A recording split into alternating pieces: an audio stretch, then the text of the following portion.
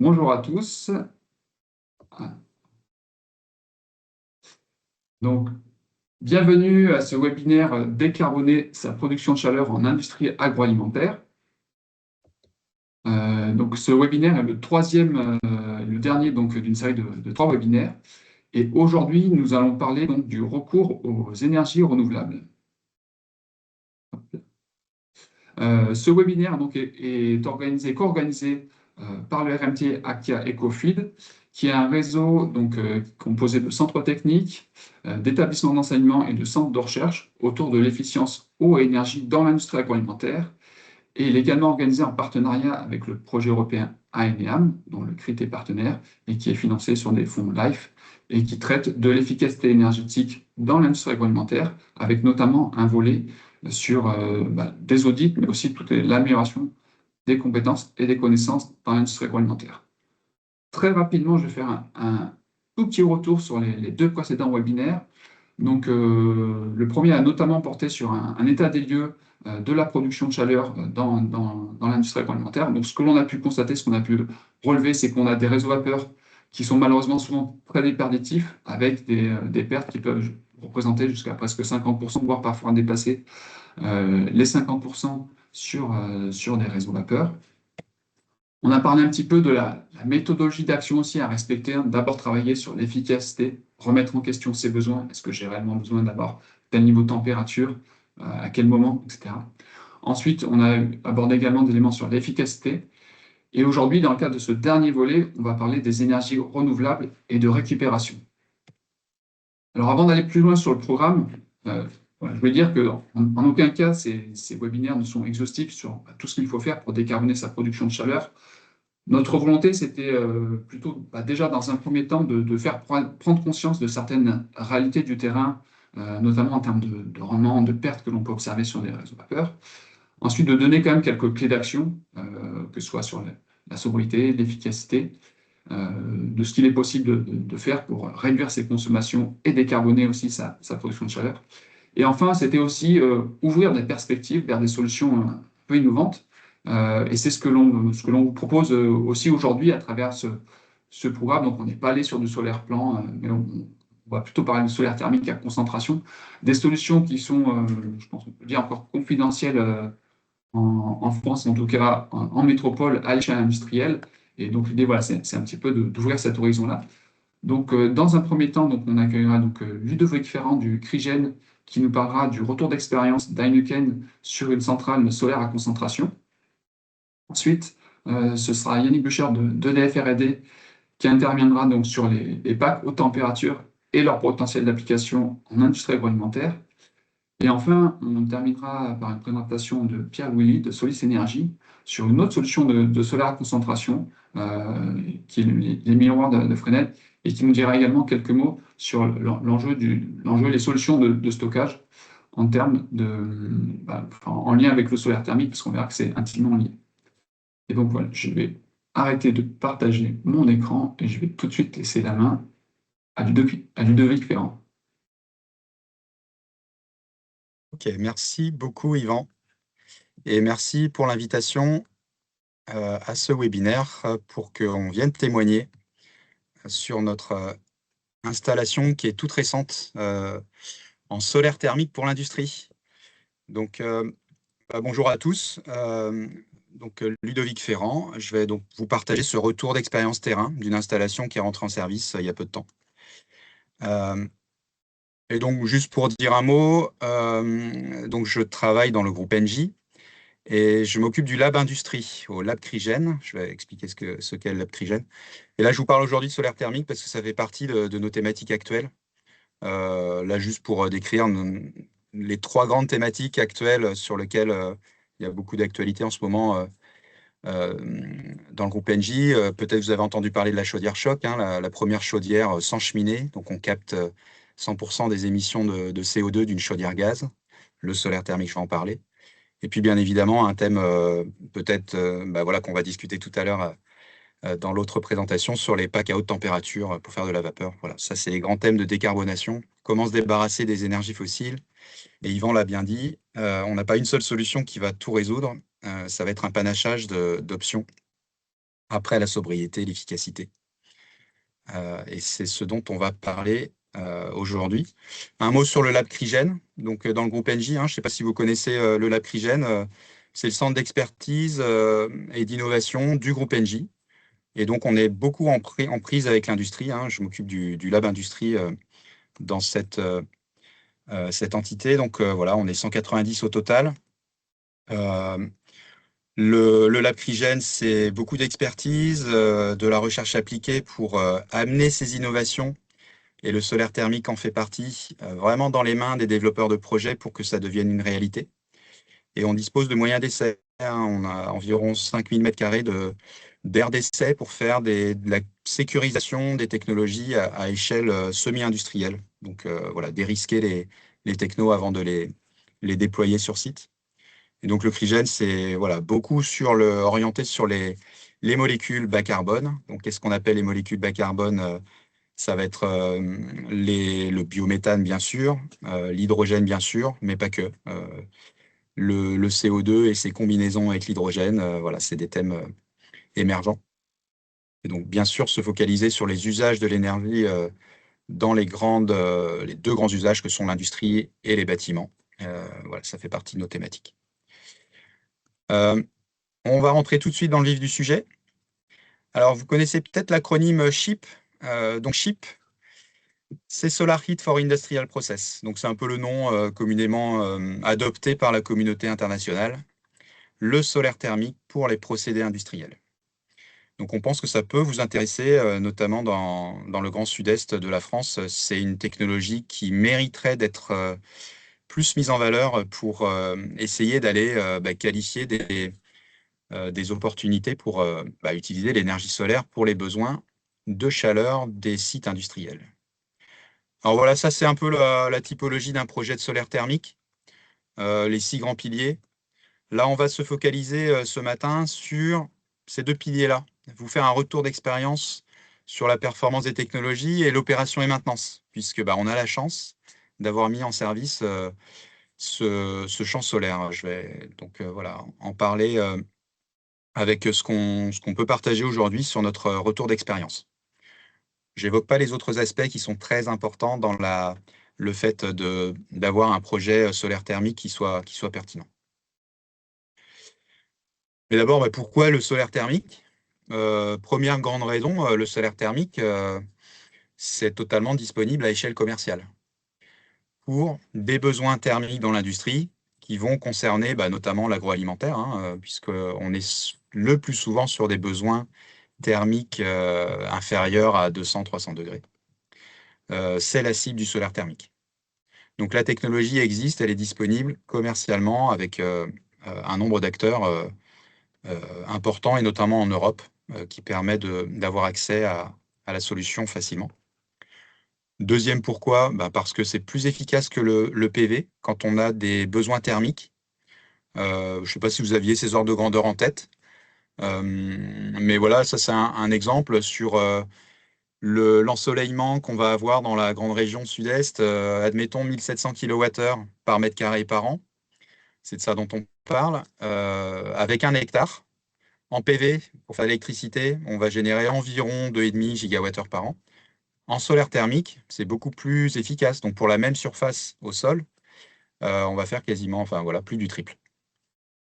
C'est ça qui peut motiver l'adoption du solaire thermique par rapport à un champ de PV qui fait l'électricité, qui alimenterait un e-boiler. Le plus souvent, c'est le solaire thermique qui gagne. Dernière grande raison, ça c'est Solar Heat Europe qui a fait un très bon livre blanc qu'on peut télécharger sur Internet. Donc le solaire thermique, c'est smart. Donc sécurise la production d'énergie thermique. On est peu dépendant de chaînes de valeur externes soumises à des criticités. Le solaire thermique, ça peut être fabriqué en Europe. Donc voilà, c'est quelque chose qui peut être mis en avant. C'est insensible jusqu'à preuve du contraire, le soleil va rester gratuit pendant les décennies qui viennent. Robuste, recyclable. Il n'y a pas de matériaux critiques dans les solutions solaires thermiques. Et c'est plus facilement recyclable que d'autres technologies solaires. Et c'est au cœur de la stratégie de l'Europe. Donc, un des objectifs 2030, c'est de tripler la production, d'où les subsides attenants à ces projets. Donc, allons-y, partons dans le vif du sujet sur le retour d'expérience de cette centrale, donc, qui est un projet qui a été déployé par le groupe Engie à Séville, qui est un lieu, par essence, avec un ensoleillement sympathique. Alors, un grand point de cette centrale solaire, c'est qu'elle alimente une brasserie. Le process de la brasserie d'Heineken, voilà, on a dimensionné le champ pour qu'il délivre du 210 degrés. Même si le process a des besoins à une température un peu plus faible, c'est le 210 degrés qui est le meilleur optimum pour produire sur un caloporteur, grâce au soleil, la chaleur et de la stocker. Donc, vous voyez sur Google Maps les ordres de grandeur. Donc, on a les panneaux. Et derrière, ici, les réservoirs qui stockent. C'est tout simplement de l'eau surchauffée à 200 degrés. Donc, la technologie qu'ont choisi les collègues d'Engie Espagne pour délivrer ce projet, c'est la technologie Aztec Energy, la techno cylindro-parabolique. On va en reparler tout à l'heure. Donc, comme je le disais, le projet il vient tout juste de terminer son ramp-up industriel, hein, c'est tout récent. Il s'avère que c'est la plus grande centrale solaire thermique en Europe. Donc, elle fait 30 mégawatts thermiques. Alors, 30 mégawatts thermiques, c'est une des plus grandes brasseries, hein, c'est la plus grande en Espagne d'ailleurs, donc les besoins énergétiques sont colossaux. Voilà, donc c'est une première particularité du solaire thermique, c'est que 30 mégawatts, je pense que tout le monde dans l'assistance voit à quoi correspond la taille d'une chaudière gaz de 30 mégawatts. C'est grand, mais ça reste compact. En solaire thermique, bien sûr, même si c'est 3 fois plus compact que le PV, on reste sur, en ordre de grandeur, presque 8 terrains de foot pour assurer les 30 mégawatts. Donc oui, mais c'est pas une surprise. En solaire, on a besoin de foncier. Mais du 30 mégawatts, c'est un projet industriel tout à fait pertinent. Et avec ce projet, on génère 29 gigawattheures par an. Et donc, avec ce solaire, on fait plus que délivrer une petite partie des besoins de l'usine, puisqu'au niveau annuel, on couvre 57% de la demande énergétique. Donc, c'est significatif. On va en reparler sur la gestion du stockage tout à l'heure. Et là, on est vraiment sur une boucle d'eau surchauffée, hein. Donc, on délivre à 210, échangeur côté usine, et l'échangeur restitue le caloporteur, qui est de l'eau, à 120 degrés. Donc voilà, c'est un beau projet, hein, 140 000 tonnes de CO2 évitées sur la durée du contrat. Et donc les chiffres sont publics, hein, CAPEX pour cette installation, 21 millions d'euros, des subsides, avec le fonds FEDER notamment, et un contrat d'exploitation, puisque le client, Heineken, n'est pas spécialiste dans l'exploitation d'une centrale solaire thermique. Et il n'a pas souhaité prendre l'investissement sur ses propres fonds. Donc là, le schéma financier, c'est Engie qui a financé l'installation, qui opère et qui maintient. Et donc, l'industriel voit un prix de la chaleur en euros du mégawattheure. Son engagement est de 20 ans, mais voilà, c'est des conditions stables sur 20 ans, avec un schéma financier qui a été rendu possible par les fonds FEDER, hein, ça c'est clair. Alors, un petit peu de retour d'expérience super concret. Ça, c'est des données d'automates. Et donc, comment est-ce qu'on peut lire ce graphique?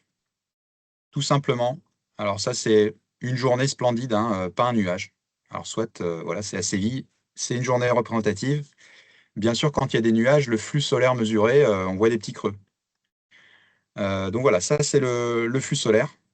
Une belle courbe en cloche, avec des panneaux qui vont s'orienter. Ils sont orientés nord-sud, et donc ils vont s'incliner pour aller chercher le soleil et maximiser la production, bien sûr. En orange, on a la chaleur directement captée par les panneaux cylindro-paraboliques qui restituent cette chaleur sur le caloporteur. Et voilà, en vert, en fait, c'est ce qu'on va stocker dans les réservoirs en journée. Donc, la chaleur stockée dans les réservoirs, vous voyez qu'en rouge, c'est les moments où on va la déstocker vers le process. Donc, logiquement, pas en journée. Et donc, en violet, c'est la dernière courbe, c'est la chaleur totale vers le process. Euh, donc là, si certains ont une analyse perspicace de la situation, ils pourront se dire, bah, c'est bizarre, vous déstockez à la fois le matin et le soir. Alors oui, là, c'est le cas que j'ai pris, c'est un lundi matin. Donc, la chaleur stockée en veille de week-end a été déstockée le lundi matin pour le démarrage de l'usine. Ça, c'est une autre courbe en milieu de semaine. On stocke en journée et on restitue en soirée. Donc, vous voyez, on a une amplitude quand même de fourniture solaire qui est très, très large grâce au stockage. Donc, bah, c'est l'optimum technico-économique hein, qui a permis de faire ce dimensionnement. On peut tout à fait faire une installation solaire sans capacité de stockage si l'ensemble des besoins seraient, entre guillemets, avalés par l'usine en journée. euh, Vu le foncier disponible, c'est des optimums à aller chercher. Alors, ce qui a été super intéressant dans ce projet, c'est bah, le REX opérationnel, hein. C'est réellement la première installation de ce genre-là opérée par le groupe Engie. Et donc, voilà, on peut dire déjà, première chose, la mise en service, même si on a appris sur ce champ-là, a été plutôt quelque chose de très positif. Euh, et donc là, ce que je vous partage, c'est un peu les clés qui ont permis de monter en performance rapidement sur l'installation.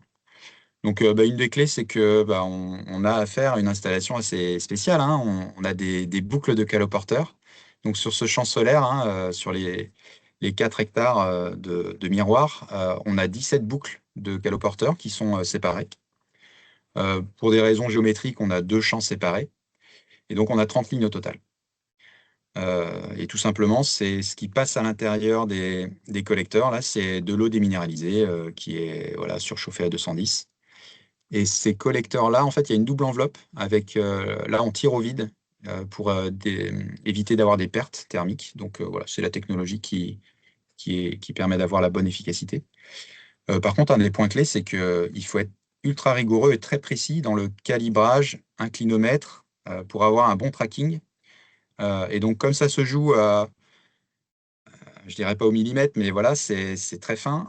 On fait un réglage par pylône. Donc, chacun des pylônes, voilà, est adapté pour avoir un réglage qui est spécifique sur tout le champ.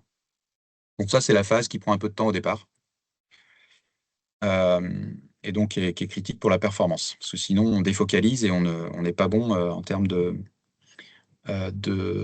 maximisation du flux transmis vers le caloporteur.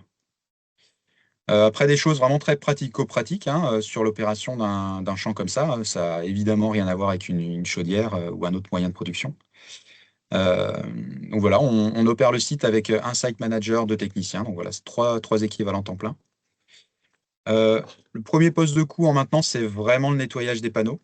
Alors, ça dépend de la localisation et des poussières qu'on peut avoir, etc. Mais je pense que dans la majeure partie des cas, c'est le poste de maintenance principal. Deuxième poste, c'est quand même qu'on a des capteurs, il faut bien les étalonner. Ça, c'est une source de dérive de performance. Donc voilà, la routine d'étalonnage des capteurs, c'est important. Et également vérifier le vide dans les collecteurs, puisque vous avez compris que si on ne tire pas au vide, on perd en flux transmis. Le dernier petit point, hein, notre petite gestion phytotechnique par agent ovin autonome. En gros, il faut entretenir la végétation qui est sous les panneaux. Donc bah, tout simplement, c'est le recours à des gentils moutons qui viennent brouter la végétation au printemps, une fois par an. Euh, un petit focus sur le nettoyage des panneaux, puisqu'on a des sources d'encrassement des panneaux, enfin de dépôt, donc sable, poussière, feuilles, déjection d'oiseaux. Ça réduit la réflectivité. Donc la réflectivité, elle est mesurée. Et donc avec la mesure, on arrive à faire un suivi. Et donc l'espace entre 2 nettoyages va dépendre de la décroissance de la réflectivité. C'est un optimum aussi à aller chercher. Donc là, pour donner des ordres de grandeur, hein, tous les 10 jours, il y a une intervention, une société spécialisée qui vient, là, vous voyez, avec le truck équipé avec les brosses, avec pulvérisation d'eau déminéralisée. Donc, vous voyez, c'est des consommations d'eau qui sont quand même significatives, mais aujourd'hui, c'est le moyen le plus simple et pratique pour nettoyer les panneaux. Bien entendu, on bénéficie des journées pluvieuses pour en profiter pour incliner les panneaux et faire le nettoyage gratuitement grâce à l'eau de pluie. Donc voilà, le champ solaire produit quand on fait le nettoyage, puisqu'on peut ne nettoyer que certaines parties, les autres restent en service. Euh, Ça, c'est la petite vidéo, parce que c'est pas des choses qu'on voit très souvent. J'espère que ça passe de votre côté.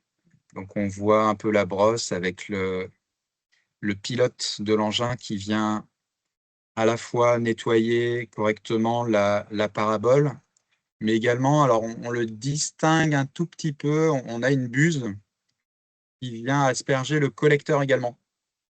Donc voilà, ça permet de nettoyer de façon efficace l'ensemble des panneaux. Voilà, on va à la vitesse maximale, mais c'est une opération qui prend du temps. Et donc, c'est pourquoi c'est le premier poste de maintenance. Voilà, donc pour faire la synthèse, nous, notre Rex sur la chaleur solaire pour l'industrie, c'est que voilà, on aimerait en faire beaucoup plus puisque la technologie, elle est au rendez-vous. Elle est performante. Donc, en combinaison, bien sûr, d'une chaufferie conventionnelle, que ce soit une chaufferie gaz ou autre. On ne couvrira que rarement 100% des besoins, mais tout de même, on a une couverture significative. Vous avez compris que la mise en service, ça requiert quelques points d'attention, notamment sur le réglage initial qui est assez fin, mais finalement, ce n'est pas quelque chose qui a posé plus de soucis que ça. Et donc, la maintenance qui est très spécifique, mais a priori, le retour des collègues, c'est que par rapport à d'autres systèmes, on n'a pas une complexité qui est supérieure aux autres solutions bas carbone. Donc, voilà, pour nous, c'est vraiment une référence qu'on souhaite mettre en avant, puisque voilà, on espère qu'elle en appellera d'autres. Et surtout que voilà, un petit hommage aux moutons qui font le travail gentiment, mais ils ont quelque part de l'ombre à Séville dont ils profitent. Et donc, voilà, ils sont en pleine santé, nos moutons de Séville. Je vous remercie de votre attention. Et donc, on pourra faire la séance de questions-réponses, je pense, à la fin des 3 présentations, si j'ai bien compris. Merci beaucoup. Merci Ludovic, c'est exactement cela. Donc, je vous propose de noter. Vous pouvez même commencer à rédiger vos questions sur le chat et effectivement, on les prendra en fin de séquence, donc normalement vers midi moins 5 environ. Merci beaucoup pour ce témoignage très intéressant, Ludovic, et de nous avoir fait partager un peu le quotidien de cette centrale solaire.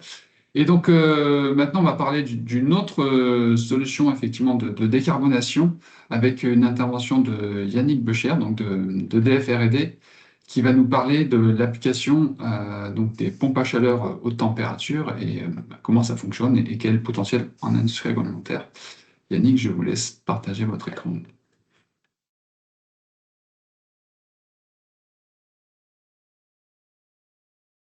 C'est tout bon, on voit bien votre écran. Eh bien, merci beaucoup. Bonjour à toutes et à tous. Donc, voilà, Yannick Becher. Je suis ingénieur de recherche à EDF R&D sur le site des Renardières, donc à côté de Fontainebleau, Moret-sur-Loing, si certains d'entre vous connaissent.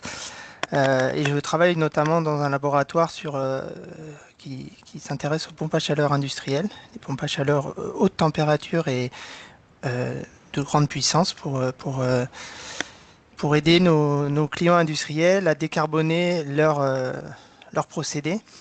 Et donc, la pompe à chaleur est un bon moyen pour ça. Donc, voilà, je vais vous présenter un peu ça plus en détail aujourd'hui.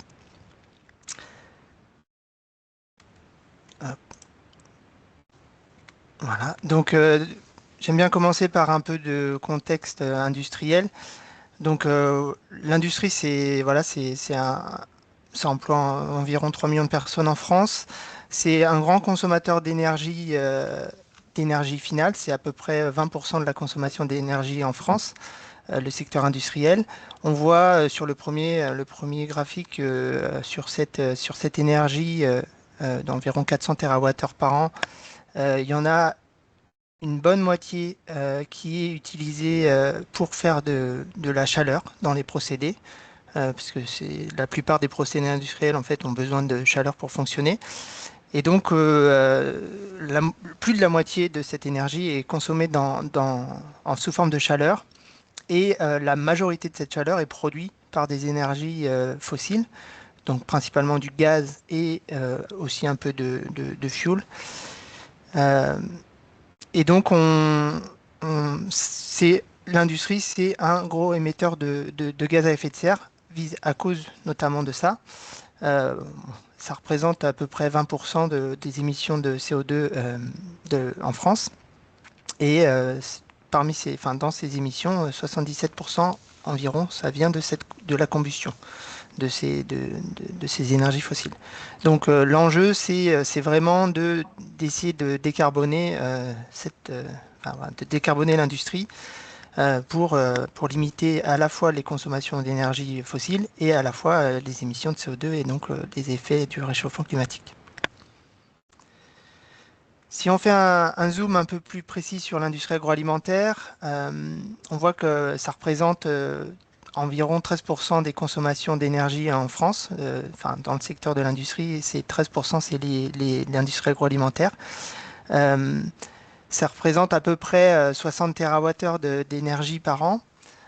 Et sur ces 60 TWh, il y en a 60% qui sont, environ 60% qui sont des combustibles. On voit aussi que en fait, c'est un secteur qui est très diffus. Il y a des gros consommateurs qui sont dans l'industrie du lait, du sucre et de l'amidon. Et en fait, toutes les autres, on met ça dans un grand pack où on met autres. Mais voilà, c'est très très diffus. Il y a beaucoup dans ce secteur, il y a beaucoup d'usines et d'industries différentes. La plupart de cette chaleur, pour pas dire l'intégralité de cette chaleur qui est utilisée dans les procédés industriels et donc dans les procédés de l'industrie agroalimentaire, elle se retrouve en sortie, ce qu'on appelle la chaleur fatale, donc la chaleur perdue. En gros, en fait, vous rentrez votre produit à 20 degrés dans votre usine, et il sort aussi à 20 degrés, et donc toute l'énergie que vous avez mise dans le procédé, quelque part, elle est partie, elle est perdue sous forme de chaleur. Certaines plus ou moins facilement récupérables que d'autres. On voit dans ce graphique que en gros, sur les 200 TWh de consommés sous forme d'énergie thermique, il y en a une centaine qui sont perdus et potentiellement récupérables dans l'industrie. Et la moitié de ces 100 TWh sont en dessous de 100 degrés et l'autre moitié est au-dessus de 100 degrés. Donc on va dire que la moitié, c'est surtout les systèmes de refroidissement des groupes froids, les compresseurs d'air, et puis beaucoup dans les buées de sécheurs. Et l'autre moitié, à plus haute température, on va la retrouver surtout dans les fours, les fumées de four ou les fumées de chaudière.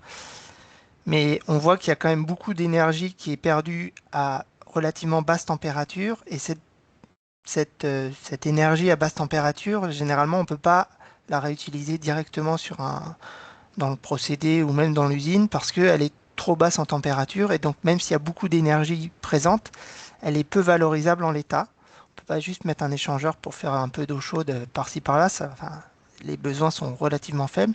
Donc il nous faut un outil, une machine capable de récupérer cette chaleur perdue à basse température pour la remonter à plus haute température et pouvoir combler le besoin du procédé au maximum dans l'usine. Et l'idée, c'est vraiment à la fin, de quasiment imaginer il n'y a plus du tout d'énergie qui est perdue et on la remet dans le procédé et dans l'usine à plus haute température, et on tourne un peu en circuit fermé avec l'énergie. Bon, ça, c'est le cas idéal qu'on ne peut pas atteindre, mais c'est ça qu'on vise. Et donc, pour ça, la pompe à chaleur, c'est une machine qui est très performante et très intéressante. Donc, le principe d'une pompe à chaleur, rapidement, on voit une pompe à chaleur, en gros, c'est composé de 4 éléments. Le premier élément, ça va être un échangeur de chaleur qu'on appelle un évaporateur. C'est en bas du graphique, en bleu et jaune. Donc, on voit qu'on a une source de chaleur qui arrive. Là, dans l'exemple, c'est de l'eau qui arrive à 50 degrés et qui va venir céder sa chaleur a un fluide frigorigène qui est dans la pompe à chaleur. C'est le fluide qu'on voit en jaune vert pâle. Donc, ce faisant, cette source de chaleur qui est à basse température, elle va encore plus se refroidir. Donc, vous voyez, elle passe de 50 à 40 degrés. Et donc, cette chaleur qui a été fournie au fluide frigorigène, ça lui permet à lui de passer de l'état liquide à l'état gazeux, donc il s'évapore, d'où le nom d'évaporateur. Donc, on maintient une pression à laquelle il va s'évaporer à cette température.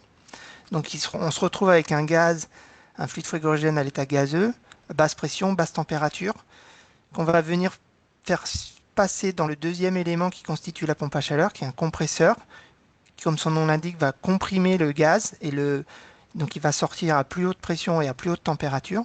C'est cet élément, le compresseur, qui consomme de l'énergie dans le système. Dans notre cas, c'est de l'énergie électrique. Donc on se retrouve avec un fluide frigorigène qui sort à haute température, haute pression, en vert un peu foncé, qui va ensuite passer dans le troisième élément de la pompe à chaleur, qui est aussi un échangeur de chaleur, qu'on appelle le condenseur, parce que dans cet élément-là, le fluide frigorigène à haute température, haute pression, qui est à l'état gazeux, va se recondenser, repasser à l'état liquide. Et ce faisant, il va fournir de la chaleur à plus haute température à notre besoin. Donc dans notre cas, c'est encore deux fois de l'eau qui rentre à 80 à gauche en rouge et qui sort à 90 à droite. Ce faisant, donc, il cède son énergie en se condensant à haute température. Il se retrouve à l'état liquide à haute pression et il passe dans le dernier élément de la pompe à chaleur qui est le détendeur, qui est juste une vanne en gros pour passer de l'état haute pression à l'état basse pression et recommencer un cycle. Et ainsi, on a pompé de la chaleur d'une source à basse température pour la monter à plus haute température. La caractéristique des pompes à chaleur, c'est le coefficient de performance, le COP, qui est le besoin, le ratio, le rapport entre la puissance que vous fournissez à votre condenseur, donc la puissance que vous fournissez à votre besoin, donc ici 200 kW, divisé par la consommation électrique de votre machine pour faire ce transfert. Donc là, notre compresseur, il consomme 50 kW, donc on a un COP de 4. Ça veut dire, on le voit sur le tableau de droite, que si vous comparez, vous avez besoin d'apporter 1 MW de chaleur à 90 degrés. Donc, soit vous utilisez une chaudière gaz, et donc vous allez consommer, on va faire abstraction des rendements de combustion, donc vous allez consommer 1 MWh de gaz, ce qui fait que vous allez émettre environ 200 kg de CO2 pour faire ce mégawattheure, équivalent CO2. Si vous utilisez une pompe à chaleur avec un COP de 4, vous allez consommer que 250 kW d'électricité. Donc vous avez quand même besoin d'une source à 750 kW. Mais généralement, des sources de chaleur à basse température dans l'industrie, il y en a, comme je vous l'ai montré précédemment, il y en a quand même pas mal. Et donc vous allez consommer 4 fois moins d'énergie. Et comme vous utilisez de l'électricité qui est faiblement carbonée en France, vous allez diviser en moyenne, pour l'exemple, par 16 vos émissions de CO2. Et ensuite, selon la source d'électricité, si elle est encore plus verte que celle du réseau global, vous diminuez encore plus vos émissions de CO2. Donc, c'est une machine très intéressante pour faire à la fois des réductions de consommation d'énergie et puis des réductions de CO2 en fonction de la qualité, entre guillemets, de l'électricité que vous utilisez. Donc, je vous ai parlé du COP. Donc là, c'est le COP qu'on va mesurer sur une machine, la puissance du besoin sur la consommation électrique. On peut l'évaluer de manière un peu théorique, en première approximation, en ayant la température du besoin, donc dans notre exemple 90, et la température de notre source, donc dans notre exemple entre 50 et 40.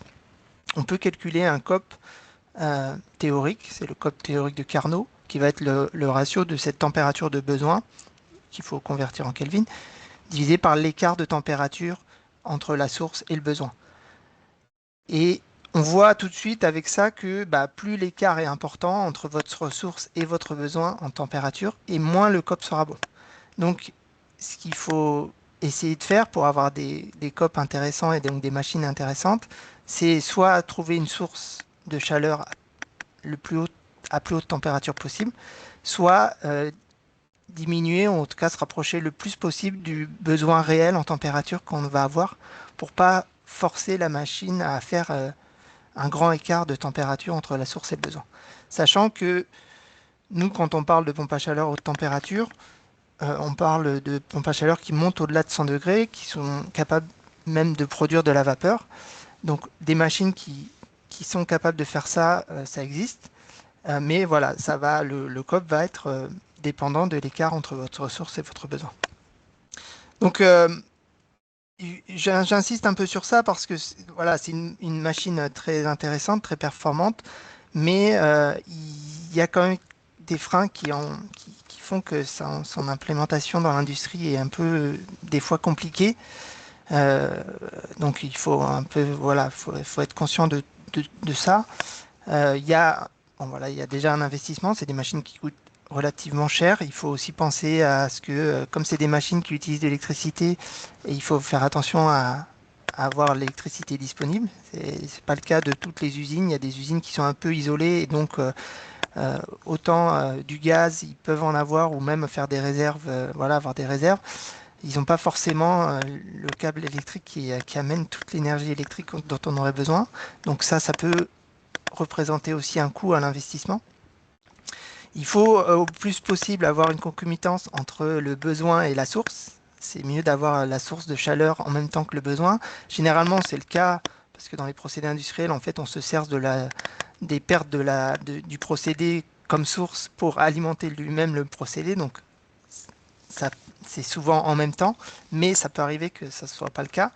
Donc, il faut penser à des systèmes de stockage.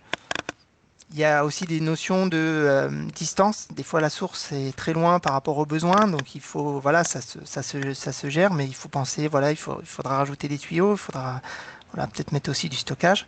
Donc il y a aussi ces choses-là qui peuvent un peu freiner l'installation de pompes à chaleur.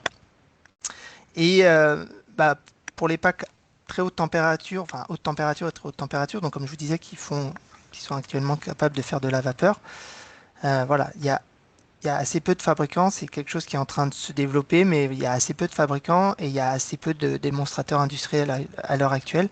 Donc il y a aussi voilà, ça peut aussi freiner un peu la mise en application de ces machines. Il y a aussi, on le voit beaucoup chez chez des industriels, voilà, la vapeur c'est quand même un bon vecteur énergétique. Donc il y a beaucoup de choses qui sont faites avec de la vapeur à haute température, alors que les besoins finalement seraient peut-être pas à ces températures-là. On a vu des cas, voilà, où ils ont des réseaux de vapeur à 180 degrés. Le vrai besoin, il est plutôt autour de 90-100 degrés. Mais par facilité, puis parce que voilà, les réseaux ont été conçus comme ça, on utilise de la vapeur à très haute température. On pourrait faire cette vapeur avec des pompes à chaleur, mais comme je vous disais, le COP il va être moins bon. Et donc, il faut aussi se dire, est-ce que on a vraiment besoin de 180 et est-ce qu'on ne peut pas changer une façon de faire ou changer le réseau dans l'usine pour pouvoir mettre des machines qui sont plus performantes et qui seront plus proches du vrai besoin du procédé. Et enfin, voilà, il ne faut pas non plus se voiler la face. L'électricité est quand même plus chère que le gaz. Et donc, il faut avoir des COP relativement intéressants pour au moins compenser le ratio entre le prix de l'électricité et le prix du gaz. Et ça, c'est souvent un des freins aussi. Euh, pour l'instant, l'électricité reste des fois plus chère, même avec des très bons COP. Alors voilà, il y a aussi le prix du carbone qui rentre dans l'équation. Mais comme on peut pas battre la physique, les COP sont ce qu'ils sont et on pourra, enfin, si on a une source à basse température et un besoin à très haute température, les COP seront ce qu'ils sont. Et donc, si on peut pas avoir des COP qui battent le ratio coût électricité coût du gaz, il faut trouver des solutions pour augmenter ces COP. Et donc, soit on augmente la température de la source, ce qui est rarement possible parce que ça c'est plutôt une contrainte, on subit, et soit diminuer la température du besoin. Et ça demande voilà, des études supplémentaires souvent, mais c'est un des seuls moyens malheureusement d'améliorer le COP des machines. Bon, je vous parle du COP et je veux pas non plus démolir complètement les pompes à chaleur parce que c'est quand même, voilà, comme je vous l'ai dit, c'est quand même un bel outil, mais il faut quand même être conscient de, voilà, des différents freins. Mais au-delà du COP, en fait, il faut surtout réfléchir au bon usage et au bon endroit où mettre la pompe à chaleur. Là, ce que vous voyez sur la partie droite, c'est une étude qui a été faite au Japon où ils ont fait un peu des audits dans différentes industries et ils ont regardé en fait l'énergie vraiment utilisée sur un procédé. Donc, ils partent voilà, d'une entrée gaz à l'entrée de l'usine. Donc, on voit l'énergie 100%. Et puis ensuite, quand on prend en compte les rendements de combustion, les rendements dans les purges, les rendements dans les, enfin, dans les pertes dans les tuyaux d'amener de la vapeur, et puis même l'efficacité du procédé en lui-même, de cette chaleur, en fait, ils ont trouvé que l'énergie vraiment, enfin, la vraie, on va dire, la vraie énergie utilisée, le vrai rendement, il est autour de 50%, voire des fois encore moins. Et donc, en fait, au-delà de viser un COP le plus bon possible comparativement à du gaz, il faut aussi se dire attention parce qu'en fait, la vraie énergie utilisée à la fin, c'est pas forcément celle qui rentre dans l'usine. Et donc, venir mettre une pompe à chaleur à la place d'une chaudière gaz pour faire de la vapeur, on va certes améliorer au niveau enfin, on va plus consommer du gaz et donc on va décarboner cette partie. Mais si derrière on a gardé le même réseau, la même température et la même pression de vapeur et qu'on a gardé le même procédé au final, finalement en fait on a résolu qu'une partie du problème. Alors que si on se met à la bonne température et au plus près du besoin, on va dire, avec une pompe à chaleur, on peut vraiment, même si le COP, il va pas être fou, mais au global, on va vraiment consommer moins que si on compare vraiment par rapport au gaz, ce qui rentre et ce qui est vraiment utilisé. Donc, il ne faut pas que s'arrêter au COP machine, il faut aussi un peu regarder l'ensemble du procédé et l'ensemble de l'usage que l'on fait de la chaleur et choisir le bon usage au bon endroit. Et juste pour un peu enfoncer le clou, même si voilà, on parle là de pompe à chaleur haute température, on voit sur cette étude qui a été menée par des chercheurs, notamment en Suisse, où ils ont un peu regardé les différents secteurs de l'industrie et puis dans ces secteurs, les différents procédés, enfin les grands procédés, et les niveaux de température des besoins pour ces procédés-là. Et en face, ils ont mis en bleu clair, en bleu foncé, c'est les pompes à chaleur disponibles. En jaune, c'est les pompes à chaleur qui sont. Il y a quelques fabricants, c'est encore un peu voilà, c'est encore des prototypes, voilà, c'est des machines un peu uniques. Et en rouge, un peu ce qui reste à faire en R&D. Mais on voit que dans l'industrie agroalimentaire, il y a quand même déjà une grande majorité qui est attaquable tout de suite avec des pompes à chaleur et avec des pompes à chaleur pas forcément très haute température. On voit jusqu'à 100 degrés, il y a déjà pas mal de procédés qui pourraient utiliser une pompe à chaleur à relativement basse température et donc avec des COP qui seront très intéressants et qui vont, quoi qu'il arrive, être meilleurs que des rendements de combustion et qui vont être intéressants même avec des prix d'électricité relativement chers. Donc il y a déjà beaucoup de choses à faire à basse température avec des COP qui sont très intéressants et sans vraiment changer ne serait-ce que le procédé, même si c'est ce qu'il faudrait faire un peu à terme, se dire c'est aussi, il faut réfléchir, se re-questionner sur l'usage et les températures qu'on utilise, même si c'est pas facile et voilà, je dis ça bien assis, mais voilà, c'est plus confortable à dire, mais qu'à faire.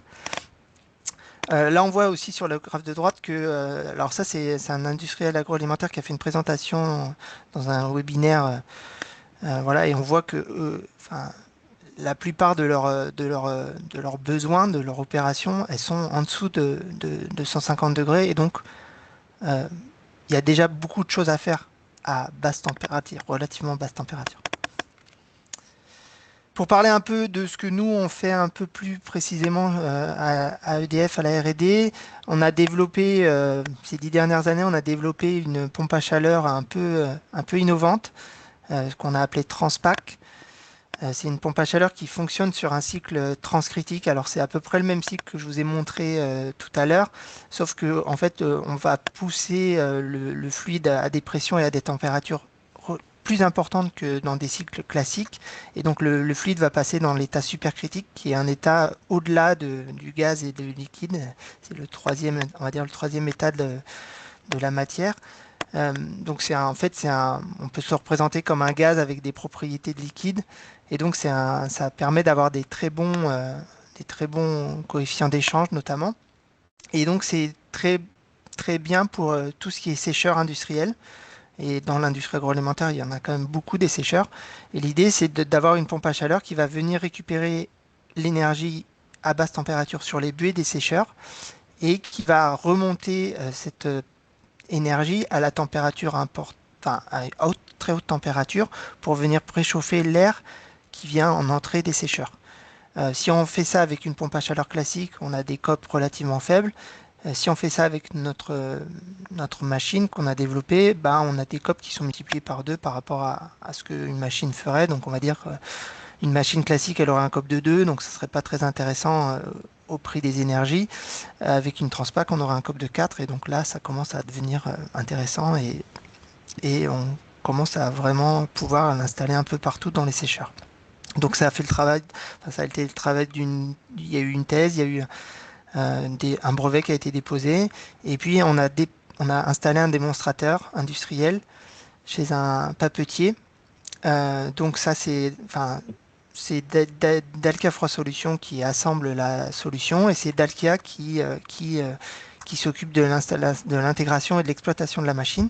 Donc c'est une machine qui est installée sur un sécheur de papier. Donc vous voyez, elle récupère des buées autour de 90 degrés pour réchauffer de l'air jusqu'à 140 degrés, donc de 100 à 140 degrés. Donc c'est un démonstrateur qui fait 600 kW, qui est installé depuis maintenant plus d'un an et demi,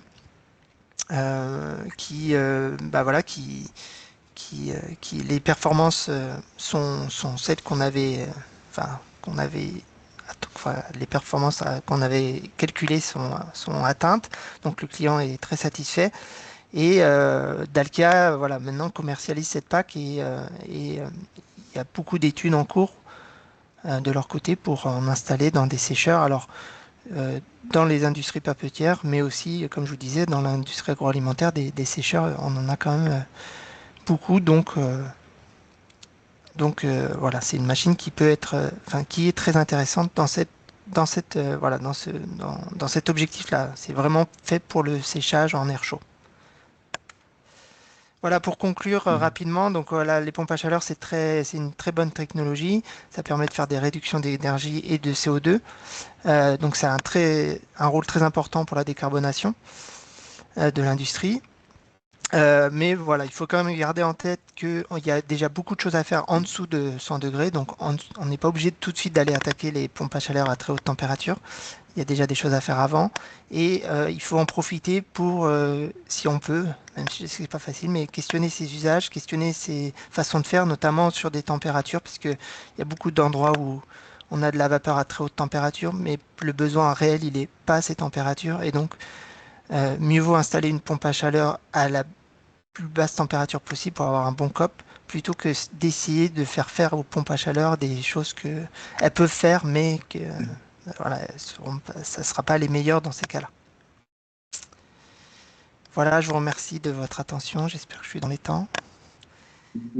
Merci Yannick, ça va, un tout petit passement, mais on passe à l'écran. Et donc, on peut passer maintenant au temps des questions-réponses. Hop, voilà.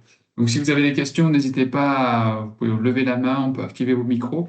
Déjà, moi, je voulais vous remercier tous les trois pour vos présentations. C'était donc extrêmement intéressant. Donc, on a vu, déjà pour commencer avec Ludovic, du très concret sur une installation solaire thermique qui est la plus grande en Europe et une des rares. Hein. C'est vrai que c'est des installations qu'on voit quand même très peu, alors très peu en France métropolitaine. Est-ce que, moi, j'ai une première question avant que les autres questions arrivent, parce que là, effectivement, l'installation est sur Séville. Vous avez dit dans le sud-est de la France, c'est des choses qui sont envisageables. Qu'est-ce que ça donnerait en termes enfin, quelles seraient les différences de rendement, voilà. Quel est le potentiel de l'application sur notre territoire? Si est-ce que c'est limité finalement au sud-est? Bon, j'imagine que c'est des questions de coûts, d'investissement, etc. Mais voilà, un petit peu ce genre de questionnement. Ouais, là je repartage mon écran, hein, parce que un des points de repère, c'est des informations qui sont facilement accessibles, hein, sur Internet, un Global Solar Atlas, vous avez tout. Là, vous voyez, c'est le code couleur, c'est assez simple. On voit ça, c'est le critère un peu clé, c'est le DNI, donc qui reflète l'énergie qu'on va pouvoir produire par mètre carré par an, par l'énergie solaire. Donc, effectivement, notre projet, il est assez vie. Donc, il est en zone extrêmement bien ensoleillée, mais le Grand Sud-Est, vous voyez qu'on est vraiment dans une zone qui est propice, même si les performances sont un peu inférieures, bien évidemment, au sud de l'Espagne. Voilà, c'est des projets qui peuvent trouver leur rentabilité. Alors, pas tout seul, il faut s'appuyer sur sur des subsides, hein, ça c'est sûr. Donc, le montage financier est important. Et le facteur clé, hein, de ce type de projet, c'est que c'est intensif en CAPEX, beaucoup moins en OPEX. Donc, voilà, tout est dans le montage financier qui autorise ces projets. Après, en France, hein, aussi pour rendre hommage à une autre société française, Newit, ils ont un très beau champ solaire qui est à côté de Verdun, hein, pour Lactalis. Donc, voilà, c'est des choses qui peuvent se faire même au-dessus de Lyon. Mais en dessous de Lyon, honnêtement, la clé, c'est d'avoir du foncier.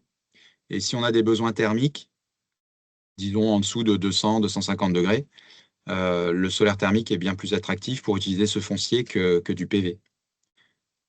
Donc voilà, c'est un peu des éléments de réponse un peu généraux. Je ne sais pas si ça Non, répond à mais ta ouais, question. si, tout à fait. J'ai- Du coup, moi, j'avais une autre question sur le côté du stockage et du dimensionnement du stockage, parce que finalement, au regard de la production annuelle, donc, de mémoire, j'avais noté, c'est à peu près 70 mégawattheures de stockage, ce qui correspond plus ou moins à une journée de production, hein, si j'ai fait le calcul à peu près correctement. Enfin, c'est relativement restreint. Oui. L'usine fonctionne, je sais pas quel est le fonctionnement de l'usine, si c'est du H24, oui. H24, d'accord. Donc, Ouais. il Il y y a a des aussi une arrêts point. réguliers, mais D'accord. ça fonctionne jour et nuit. Donc en Ok. effet, dans les courbes, on voit que le champ solaire produit le double du besoin en journée. Donc D'accord. on stocke à peu près dans la même proportion que ce qu'on envoie vers l'échangeur de l'usine sur ce projet-là, hein. Après, chaque configuration est spécifique, c'est un optimum technico-économique. Mais là, il s'avère que dans les ordres de grandeur, ça valait le coup, vu le foncier disponible, de produire le double en journée, stocker et déstocker quand le soleil décline. D'accord. Donc voilà, les données météo sont suffisamment fiables pour faire une prédiction réaliste annuelle. Donc on a aussi voilà, eu des bonnes surprises sur la performance pure, hein. Le ratio de conversion entre l'énergie solaire et ce qui va dans le caloporteur, ça c'est clé. Donc la Ouais. technologie doit être au rendez-vous. Et donc bah, il y a des méthodes ultra calibrées, hein, pour qualifier les panneaux. Il y a des standards qui existent et donc ça dérisque fortement les projets, hein. D'accord. Donc, une question là sur est-ce que nous pourrions avoir une estimation ou un ordre de grandeur des ROI de ces différents projets? Alors, Mm. c'est peut-être un modèle économique particulier, mais est-ce que vous pouvez nous dire quelques mots là-dessus? Alors après, le ROI aujourd'hui, oui, faut arriver à le définir parce que c'est une rentabilité par rapport à quoi? Puisque certains industriels vont avoir, par exemple, un prix du CO2 en interne, considéré 100 euros la tonne, par exemple. Et donc, tout projet bas carbone qui arrive à passer ce seuil et donc d'avoir un coût de la tonne de CO2 évité inférieur à 100 euros, bah, voilà, ça, c'est un projet qui passe en décision. Après, on ne peut pas vraiment parler aujourd'hui d'un ROI par rapport au prix actuel de l'énergie fossile, par exemple. Le prix du gaz naturel est à un certain niveau quand même assez bas. Donc, la prédiction sur 20 ans, là, ça joue clairement forcément en faveur du solaire, puisque la volatilité des prix des énergies à venir est vraiment imprévisible, hein, comme le passé Hmm. récent a pu nous le démontrer. Donc, on est rarement face à des clients qui raisonnent en ROI, mais qui considèrent le solaire thermique parce que, d'une part, voilà, ils ont du foncier. Comment le valoriser au mieux et comment ben, réduire sa dépendance technique à des chaînes de valeur ben, comme les énergies fossiles, hein, ou autres. Ça peut être une bonne réponse pour voilà, avoir une meilleure robustesse de l'usine face aux crises. Si on a un champ solaire thermique, on peut avoir une bonne partie de ces usages de l'énergie qui sont là, qui sont stables et qui sont insensibles aux crises diverses et variées sur les matières, sur l'énergie. Donc voilà, je réponds pas super bien à votre question, mais ce que je peux dire, c'est que sur Heineken, grâce au modèle financier, l'entente a été relativement simple, avec un contrat où effectivement l'engagement sur 20 ans est important. S'engager sur 5 ans, on n'arrive pas à avoir un coût de la chaleur livrée qui soit au bon niveau, en ordre de grandeur, parce que c'est CAPEX intensif, mais après, on n'a plus de coûts. Enfin, on a des coûts de maintenance, soit, mais le ratio est vraiment celui-là. Le CAPEX de départ doit être amorti sur la durée. Donc, voilà, j'espère que ça répond à la question merci. posée tout de même. Ouais. Effectivement, l'approche est très différente que sur une pompe à chaleur qui fonctionne à partir de chaleur de récupération, mais qui va donc aussi consommer de l'énergie électrique, comme l'a indiqué Yannick. Est-ce que, Yannick, vous pouvez nous éclairer sur la solution donc, qui a été implémentée chez le papetier que vous avez présenté? Est-ce que, non, je ne sais plus s'il y avait quelques éléments de ROI que vous pourriez indiquer, où là, effectivement, par contre, on est sur une chaleur de récupération, mais il y a un apport énergétique qui est quand même significatif. Alors, non, on n'a pas trop d'informations vis-à-vis de ça parce que Dalkia nous a pas trop communiqué d'infos sur ça, donc je pourrais pas trop vous répondre. Euh, c'est des projets qui, dans le cas de ce projet, c'était un projet ADEME, donc il y a eu des financements, des aides d'ADEME pour financer la machine. Je sais que c'est aussi un contrat sur le long terme. Dalkia fournit la chaleur à un certain prix pendant un certain nombre d'années. Mais j'ai pas trop d'infos pour répondre à cette question précisément. Euh, je sais juste, voilà, comme c'était une première, c'était une machine qui a coûté plus cher que les suivantes. Euh, mais il y a aussi un aspect, dans ces machines-là, elles ont un aspect aussi entre guillemets, de montrer qu'on fait des pas dans le bon sens, entre guillemets, pour les industriels. Et ça a permis notamment ensuite pour cet industriel, quand il a demandé pour d'autres projets à l'ADEME des financements pour l'aider dans d'autres projets qu'il avait sur son usine, voilà, d'appuyer un peu les dossiers pour dire, regardez, on a déjà fait ça avec vous et on veut continuer d'avancer sur d'autres trucs. Donc, ça a aussi cet aspect important voilà, de premier pas pour montrer sa bonne volonté et qu'on va dans le bon sens. Donc, ça a aussi cet impact-là qui est encore plus difficile à mesurer. J'ai encore moins de données sur ça, mais en tout cas, Oui, on a constaté que voilà, ça permet d'aider à pousser d'autres projets et d'être crédible quand on veut faire d'autres choses. Parce que voilà, il n'y a pas que les packs, mais il y a plein d'autres trucs à faire et comme les solutions ne seront pas uniques, c'est bien de pouvoir se diversifier. Donc ça aussi, cet aspect-là. Ok, très bien. Merci pour ce retour. On arrive au terme donc, de ce webinaire. Donc, encore une fois, merci à tous les trois pour vos interventions. Donc, je rappelle aussi pour terminer donc, que le replay sera disponible sur la chaîne YouTube donc, de l'ACTIA, qui est l'association qui coordonne notamment donc, les réseaux, les RMT, les réseaux thématiques donc, agroalimentaires. Que les présentations, donc on vous enverra aussi également aux participants un petit questionnaire de satisfaction pour mieux vous connaître et que ceux qui auront répondu pourront avoir accès aux présentations. Voilà. Merci à tous. Je vous souhaite une bonne journée. Encore une fois, merci aux intervenants et puis à très bientôt. Au revoir.